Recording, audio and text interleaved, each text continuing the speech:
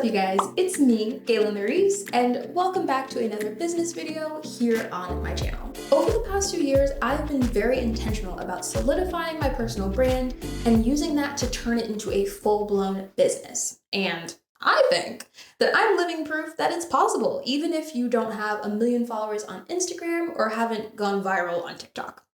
Yet. But what does matter is if you've built an audience that is profitable for you and how much you know about that audience.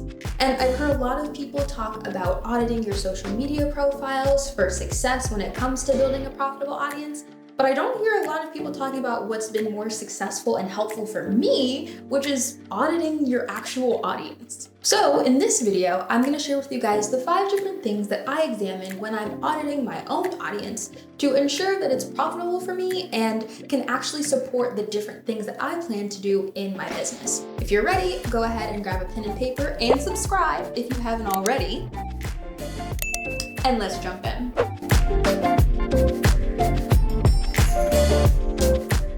Now, we all know that if you want to build an audience in 2022, social media is the best way to do that. So let's say that you've already brainstormed a bunch of ideas. That's great. And that's actually the 3rd of the 5 different steps that I give in this video, where I share with you guys how I actually do my content planning and how I turn one idea into multiple ideas to build my personal brand. If you're having trouble just thinking of ideas that you want to do, I will have that video linked for you guys up top and down below. But sometimes, even if you do have a bunch of ideas, it can be hard to know which one to actually pick based on your audience at that present time, which is why audience audits are so helpful for me. I'm constantly auditing my audience and taking a look at different things so that I can adjust my content accordingly. And one of the first things that helped me make my audience more profitable was simply just taking a look at what I call some simple census data on them. I call this simple census data because it's the most basic kind of data you can find on someone who's in your audience. And it's typically the kind of data you'll hear when you hear people talk about developing your target audience. So let's just get these out of the way right now.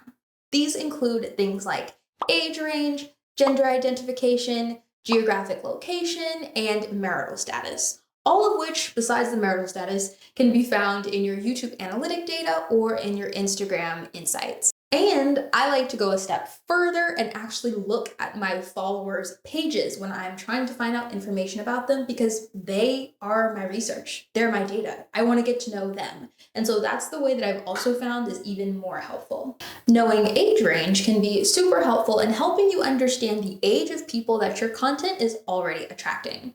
And you want the age of the people you're attracting to be the age of people that you actually want to funnel into your business eventually. For example, I knew that when I started making dance content on YouTube, there was a very big chance that I was going to start attracting a bunch of kids and teenagers, because let's be honest, that's what a lot of dance YouTube channels are geared towards. And even in the beginning, when I audited my audience, when I first started my channel, I found that the ages of the people I was attracting was a little bit lower than what I wanted. And I knew that I wanted to start actually talking about concepts that interested me, like business and branding, and where those things collided with dance. So over time, I started to just dwindle that content out of my YouTube channel, and now I don't really make it. Once I started to adjust the content I made, then I started to notice that the age range of the people I was attracting got a little bit older and a little bit more mature for what I was looking to do with this channel. And to this day, I still do attract kids sometimes, but they aren't my target audience, and so they aren't who I'm making my content for. They just happen to also like it, and so it's a little icing on the cake. The second thing that helped me make my audience more profitable was getting to know their education level. Now, this could mean their scholastic education level, although that was never really important to me and my business. What I kind of look at this as is their education level on the different topics that I like to cover under my personal brand. So, for example, is your audience very experienced dancers or inexperienced dancers? This will give you an idea of if you need to simplify the content that you make or make it more advanced based on the target audience that you want to funnel into your business. And again, the best way that I've found to do this is to simply go and actually look at your followers' profiles. Also, something that you can do is use tools that already exist on your different social media platforms. I love to use polls because it helps give me a pulse on where you guys' level of expertise is with different business topics that I like to talk about. For example, I asked you guys if you felt that your audience was profitable, and if it wasn't, if you felt like you knew how to change it and correct it. And when a lot of you guys said no, then I knew that this would be a great video for me to make for you guys. See what I did there? The third thing that helped me make my audience more profitable was understanding their spending habits. Getting to know the things that they already like to purchase will help you get an understanding of if they would be a good contender for something that you're looking to sell or represent. Take a look at what some of your followers are already posting that they've purchased, or take it a step further and actually follow your followers. Not only will this help them feel more part of your community and want to engage more, but if you follow a brand, you will literally see if they follow that brand as well. It'll show you right at the top on Instagram. And not only do you want to know what they're buying, you want to know what they're willing to spend. Get an idea of the things that they really splurge on and what their everyday essentials range from in terms of price. This will give you an idea of where their values lie. Some people are willing to spend very much on skincare products, but they aren't willing to spend very much on shoes. And so getting a pulse of what your audience actually values will give you an understanding of if you value the same thing. This way you'll already have an understanding of what kind of content will and won't be profitable for you, and you can adjust yourself accordingly. The fourth thing that helped me make my audience more profitable was researching the people, content creators, and influencers that they already love. Take a second and think to yourself, who's a content creator that you really, really love? Like, really, really love. Comment them down below and why you love them. You see, the reason why people in your audience love someone is super, super important. Because chances are that the people who they follow vigorously and engage with are most likely people that they look up to in some way. And that could be anything from how they dance, to how they manage their family life, to how they dress. Seeing who they're already interested in can give you an idea of what kind of personalities they already like. And taking a look at those people can help you see if there are any gaps in that content that they aren't providing. I know that a lot of dancers love Aaliyah Janelle. I personally love her for her business acumen. It's been really cool just watching her Queens and Leto's business grow. And I remember like back in 2016, taking a class from her like in the back studio of Millennium Dance Complex when we were in the old studio. And so it's just been cool seeing what she's built it out into today. But I noticed that she wasn't really sharing that with her audience, and that's fine. I knew that that's something I wanted to share. And so when I developed my personal brand, I knew that business was something that I wanted to incorporate into it based on a gap that I already saw. I'm gonna let you in on a little secret. Everything's been done before. It just simply hasn't been done by you. And so it's your job to find those parallels between you and people who have already gotten to where you want to go, and then find the gaps in between so that you can find where you can be unique and bring your own specific taste. This will make your audience more invested in you and willing to invest in you, because you'll be something that's familiar yet something that they haven't seen before. The fifth and final thing that helped me make my audience more profitable was understanding where they gather.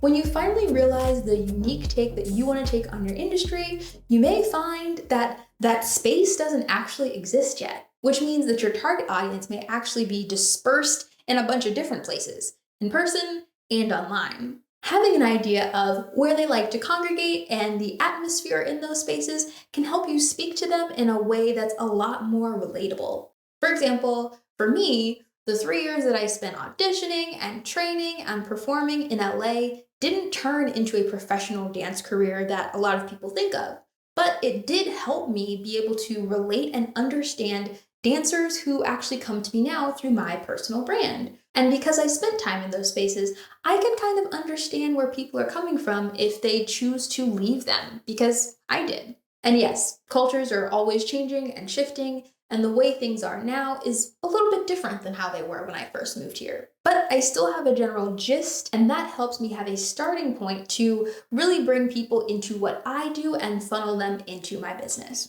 which makes them a more profitable audience for me, but also just an audience that I enjoy being around and being in community with, because these are the people who I'm going to build my business with over time, and I want them to be people who I actually enjoy being around.